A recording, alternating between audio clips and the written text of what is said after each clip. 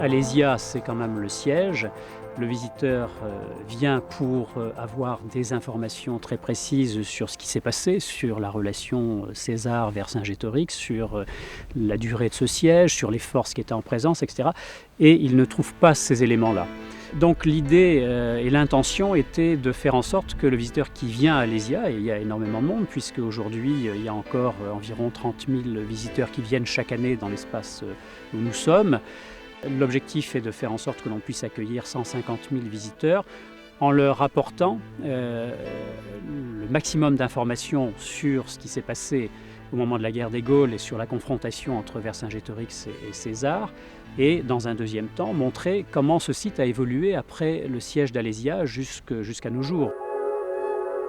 Nous sommes sur un site de 7000 hectares, les 3/4 de la superficie de la ville actuelle de Paris, et il s'agit d'aménager partiellement, subtilement cet espace pour que le visiteur se place tantôt du point de vue des Romains, tantôt du point de vue des Gaulois, et comprenne à la fois la stratégie des uns et des autres et les difficultés qu'ont rencontrées les assiégés comme les assiégeants.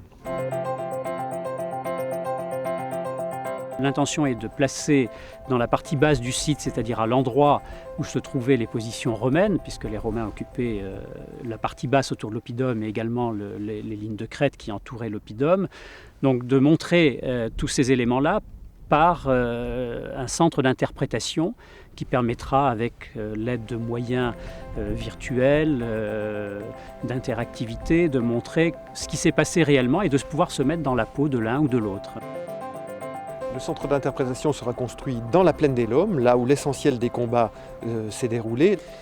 C'est un bâtiment circulaire qui permettra d'avoir un panorama, non pas à 360 degrés, mais très large sur le site du siège et l'endroit où les combats ont eu lieu. Nous sommes en quelque sorte à la place du vainqueur. Et nous avons d'un côté les Gaulois qui sont sur l'oppidum, à la fin de la bataille, de l'autre côté les Gaulois de l'armée de secours. Le centre d'interprétation sera consacré au siège de 52 avant Jésus-Christ et situera cet événement dans son contexte. Le contexte, c'est bien sûr la civilisation romaine et la société gauloise du milieu du 1er siècle avant Jésus-Christ. C'est aussi, à partir du 19e siècle, le développement du mythe identitaire national selon lequel nos ancêtres, ce sont les Gaulois et notre héros national, c'est Vercingétorix.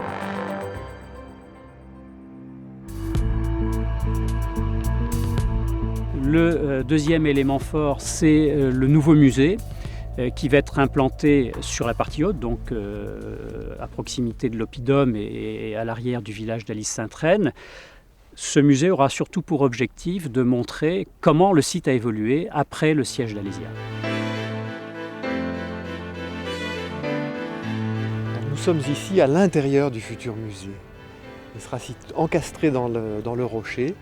Et il va dominer la fameuse plaine des Laumes, c'est-à-dire l'endroit où l'essentiel des combats s'est déroulé. Il sera aussi un trait d'union, une sorte de passerelle entre la statue de Vercingétorix et puis les vestiges de la ville gallo-romaine. Ce musée archéologique va présenter la succession des civilisations, des sociétés, des modes de vie sur le site, depuis la préhistoire jusqu'à la fin du Moyen-Âge, en mettant l'accent sur la période gallo-romaine, période pour laquelle les vestiges les plus importants sont visibles par les visiteurs. Le troisième élément important, c'est d'organiser sur l'ensemble du site des parcours découvertes qui permettront aussi de prendre conscience de l'ampleur de ce site et de montrer pourquoi en fait sur ce site il y a eu l'organisation de ce siège. Donc ça c'est un élément fort, faire en sorte que les visiteurs puissent avoir la possibilité de se déplacer sur le site et de pouvoir mesurer en fait la particularité de ce site par le cheminement, parce qu'aujourd'hui on voit pas trop cette force défensive de l'oppidum qui est masquée par la végétation. Et en fait cet oppidum est entouré de reliefs, de falaises, et quand on chemine à pied on sent effectivement, les jambes sentent qu'on est obligé quand même de faire un effort assez important en venant du bas pour accéder à l'oppidum. Ces parcours, plusieurs dizaines de kilomètres, vont emprunter tantôt l'oppidum, tantôt l'emplacement des lignes fortifiées romaines, et vont permettre aux visiteurs d'épouser le point de vue de César, puis celui de Vercingétorix, de se mettre à la place d'un légionnaire romain avec 40 ou 50 kilos sur le dos, et donc de s'immerger dans le cœur même de la bataille de 52 avant Jésus-Christ.